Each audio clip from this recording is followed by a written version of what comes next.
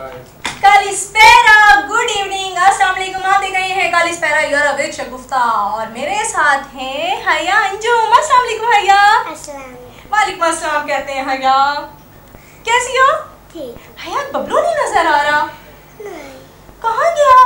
यहाँ है। कहाँ? मुझे तो कहीं स्टूडियो में नजर नहीं आ रहे बबलू। अच्छा भी आ जाएंगे, हम वेट करते हैं बबलू का, क्योंकि पता है ना बबलू ना हो तो मजा ही नहीं आता। नहीं है ना, इंजॉय भी नहीं करते। चलो आज उन्हें ना थोड़े से कलर्स दे देना, आपके साथ कलर्स कर लेंगे। आज आप क्या बना रही हो? देंद्रो और पानी। देंद्रो और पानी। अच्छा, तो वो देंद्रो ग्रीक में दरख्त को कहते हैं शायद। अरे वाह, चलो फिर आप शुरू करो। करते हैं कुछ ना अपने व्यूअर से बातें। आप भी अभी जब ड्राइंग कर लोगी तो फिर अपने फ्रेंड्स को दिखाना, ठीक है? ओके जी, हया ने तो शुरू कर ली अपनी ड्राइंग। मैं आज अकेली हूँ, मैं अकेली क्या करूँ, क्या बात करूँ? बबलू के बगैर तो मुझे समझ में नहीं आता क्या बात। ऐसा बबलू के फ्रेंड्स मिस कर रहे हैं बबलू को, तो मैं बात करूंगी बबलू के फ्रेंड्स से। आजकल स्कूल की छुट्टियां हैं, एंजॉय कर रहे हैं, गपशप पार्टीज, मम्मा को तंग, बाबा को तंग। लेकिन मैं आपको एक बात बताऊं बच्चों, प्लीज घर में कर नहीं करना है। मामा जिस चीज से मना करें, गर्मियां हैं, वो चीजें नहीं खानी है। तरबूज, खरबूजा, उसके ऊपर पानी, इन सब चीजों को कंट्रोल करना है। अच्छा, मैं बच्चों के लिए एक और भी बड़ी अच्छी सी बात है, और आपकी मामा पापा के लिए ये। कल क्या हुआ कि मैं रीडिंग कर रही थी और मेरे सामने कुछ लाइंस आई, बल्कि आप ये समझो कि आप ही के जैसे एक दोस्त का खत था। वो क्या करता है, उसने अपने खत में क्या लिखा, उसने अपने खत अल्लाह ताला के नाम लिखा। ये मामा सुन ले सब बच्चों की। उसने अल्लाह ताला को पता है क्या लिखा? उसने कहा अल्लाह मियाँ जी प्लीज मुझे टेलीविजन बना दे। मैंने जब वो लाइन पढ़ी तो मुझे बड़ी हंसी आई। मैं कहा अल्लाह मियाँ मुझे टेलीविजन बना दे, ये क्या बात है? जब मैंने उसकी तफसीर पढ़ी आगे तो पता उसने क्यों कहा था टेलीविजन बना दे?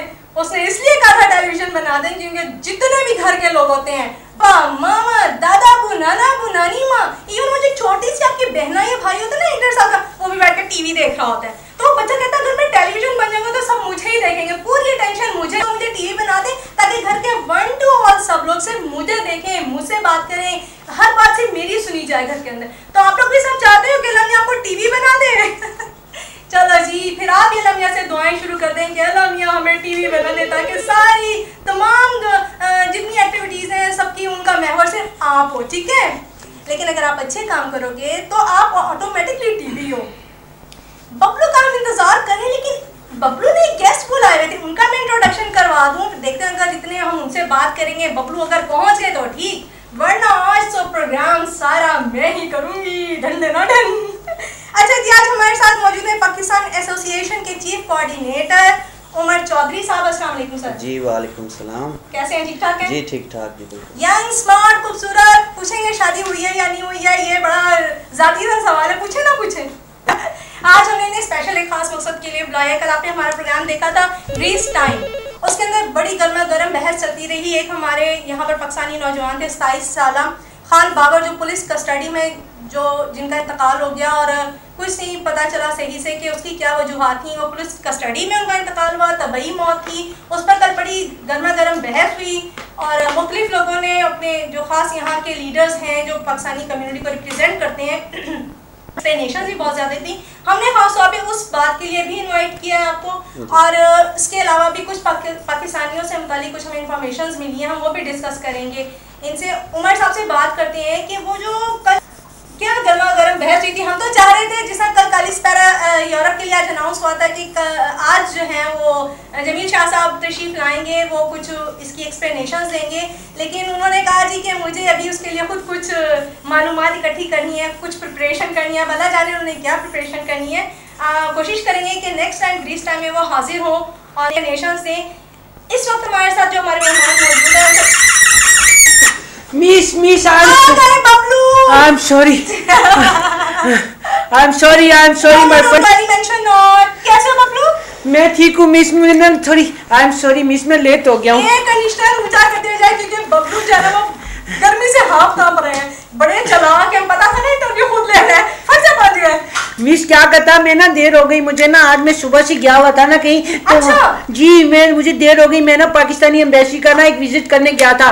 पाकिस्तानी एम्बेसी का विजिट? जी। अकेले कहते थे, छोटे से वो ना अकेले मत निकला, वो ना मैंने ना वो ना मेरी मीटिंग थी उनके साथ में ना, एम्बेसडर साहब के साथ, वो इरफानुर रहमान राजा साहब नहीं है, अल्लाह रे, वो उनके साथ को भी वो लिफ्ट करवाते हैं। लिफ्ट नहीं, उन्होंने नहीं, आप क्या समझती, उन्होंने मुझे बुलाया था, उन्होंने बुलाया सुलाया कोई नहीं था। अच्छा। मैं खुद अपने तौर पे मैंने कहा मैं अपनी खिदमत उनको जाके दूं। उन्हें कहा खिदमत की जरूरत है किसी तो मैं जब वहाँ पे गया ना गेट के ऊपर, तो वहाँ पे कम से कम ना 2.5 पौने 3 4 5 600 बंदा खड़ा था। अच्छा। ओह माय गॉड, इतनी जोर जोर से बंदे वहाँ पे चिल्ला रहे थे, जैसे ना ऐसे को वो ना यहाँ पे वो लाइकी नहीं लगती है बेचारी, वो बेचारी में जैसे शोर मचा रहे थे, इधर आए जी मैं आपके फार्म फिल करूँ, इधर आए जी मैं आपका पासपोर्ट बनाऊं। वही मैंने कहा लग रहा था जैसे पाकिस्तान में कोई हुसैना के बोर्ड गेट का माहौल नहीं आ रहा होता। जी। और मिस मैं ये बताना चाह रहा था आपको ना कि वहाँ पे जब मैं गया मुझे ऐसे लगा कि मैं कोई अपना पासपोर्ट बनाने तो गया नहीं था। अच्छा। मैं तो गया था, मैंने कहा वहाँ पे देखो क्या हालात क्या चल रहे हैं।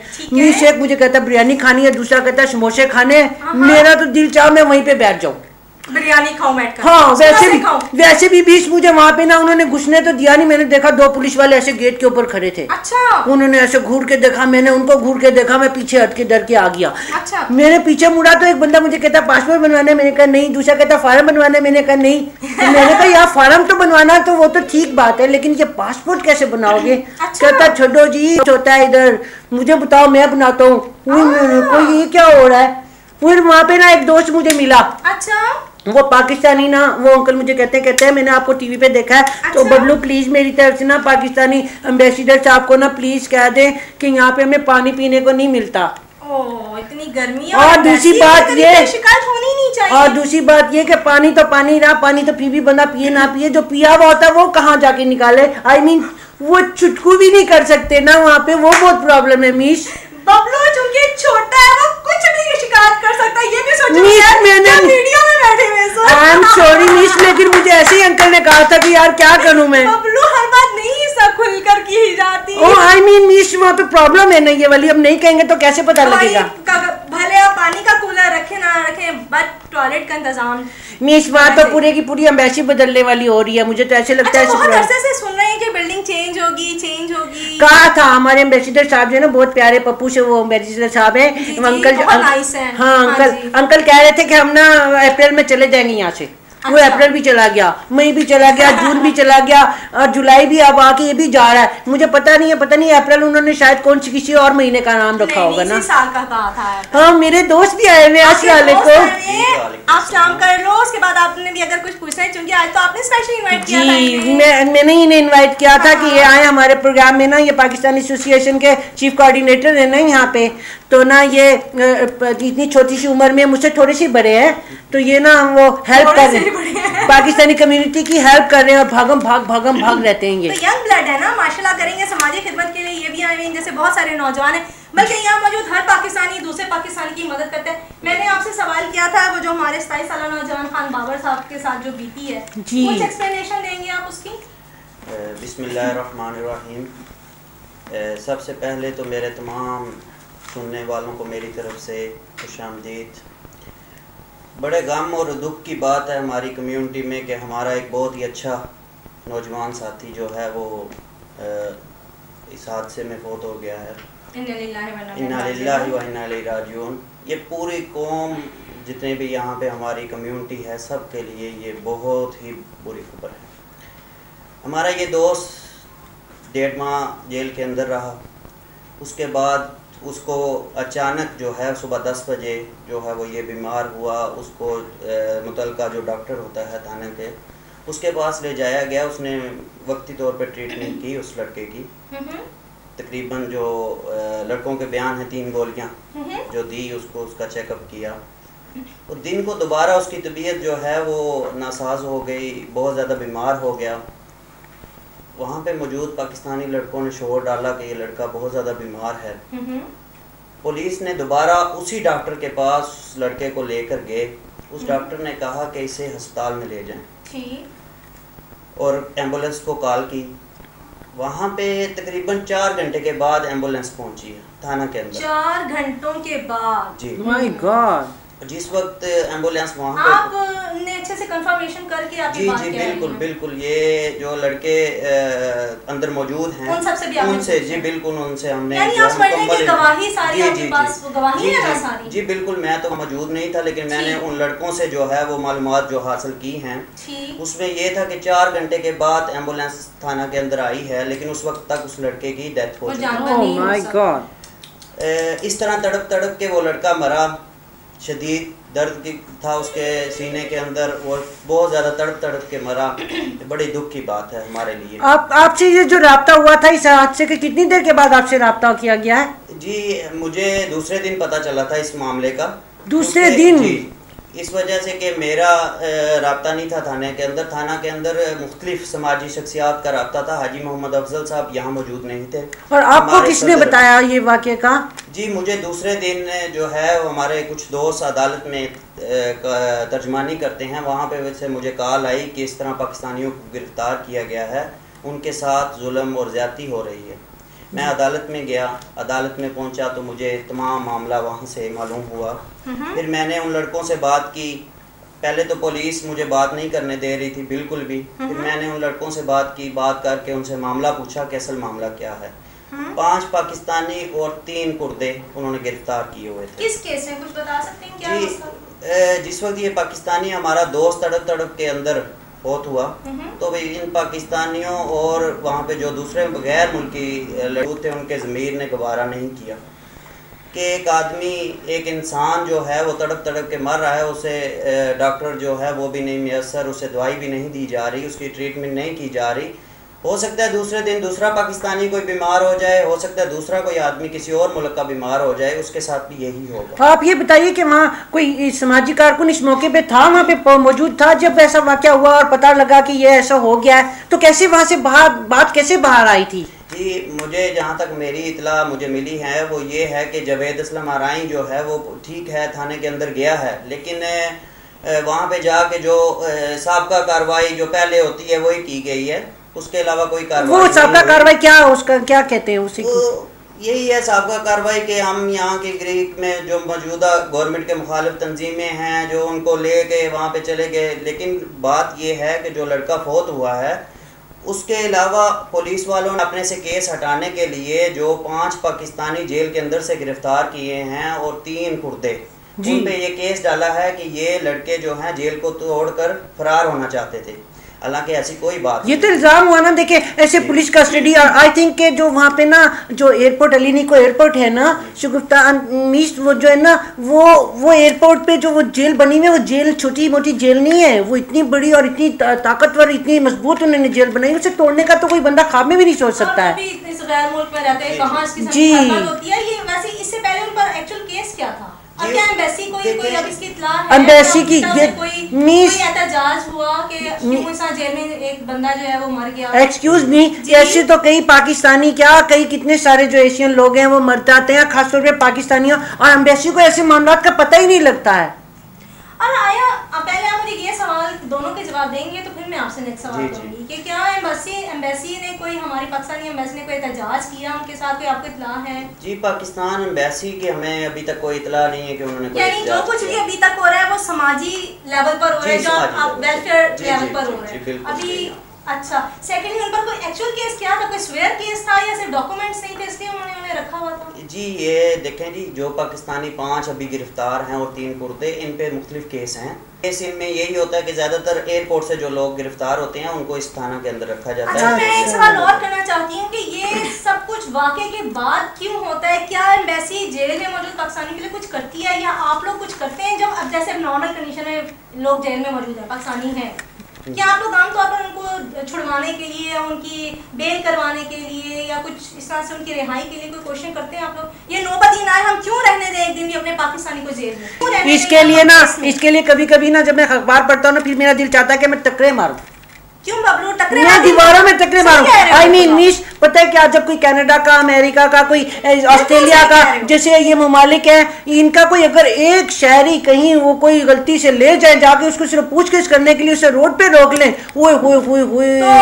कयामत आ जाती है। पूछिए हमारे पाकिस्तान में जाके कराची से लेके खैबर तक अगर कोई बंदा किसी एम्बेसी की गाड़ी को हाथ भी दे देना गलती से तो उससे पकड़ के ले जाते हैं उठा के, तुमने रोका क्यों है? और यहाँ पे हमारी पाकिस्तानी एम्बेसी, भले पाकिस्तानी एम्बेसी है, भले पाकिस्तानी कम्युनिटी के जो सरकर्दा लोग हैं, कोई बंदा इस बारे में सोचते ही नहीं है। नहीं पता है, लोग जेलों में बेबसी की मौत मर जाते हैं, चुपके चुपके मर जाते हैं, पता ही नहीं लगता।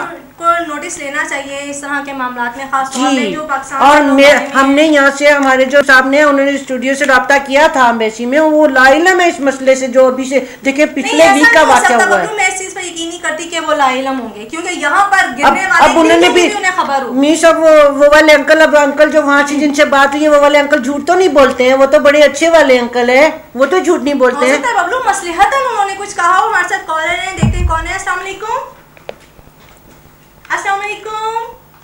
अस्सलाम वालेकुम। वालेकुम अस्सलाम। कौन बात कर रही हैं? जी मैं मिसेस अली बात कर रही हूँ। जी मिसेस अली बात कर रही हूँ। मिसेस अली कहाँ से बात कर रही हैं और क्या कहना चाहती हैं? हिना से। मैं कहना ये चाहती हूँ आपका प्रोग्राम बहुत अच्छा है। बहुत शुक्रिया। आपका प्रोग्राम बहुत अच्छा है। बहुत शुक्रिया।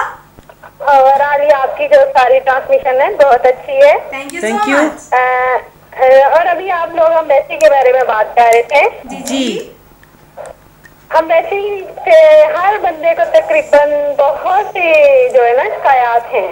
ठीक है, आप क्या कहना चाहती हैं? कुछ पॉजिटिव या कुछ शिकायत? आज हमारे साथ एक वाकया हुआ है और उसमें ये कि हमारा एक हैंडबैग गुम हो गया है। ओह अच्छा जी, और गुजारिश है अगर किसी को मिले तो रेड कलर का बैग है और उसमें पासपोर्ट थे, 3 पासपोर्ट थे। आपकी आवाज जो है यहाँ पे जा रही है। तो ठीक है, अगर वो आपका अगर बैग मिलेगा वो स्टूडियो दे देंगे और हम अगले प्रोग्राम तक आप वेट कीजिएगा, हमारे प्रोग्राम देखेगा, हम अनाउंसमेंट करेंगे। या अगर आप अपना कोई नंबर देना चाहती हैं तो हमारे मैं अम्बेसी के बारे में बात करना चाहती हूँ। ठीक है, आप बात करो के बारे में क्या कहना चाहती हैं, बताएं। यहाँ हम लोगों ने रिपोर्ट की है पुलिस को, ठीक है। हर बंदा जो भी आया हंस के उसने इग्नोर कर दिए बात के, ये तो कोई प्रॉब्लम ही नहीं है। जैसे कि अगर किसी का पासपोर्ट या बैग गुम हो गया तो एक कोई प्रॉब्लम ही नहीं है। अच्छा, ये एम्बेसी के अमले का रवैया बता रही हैं आप?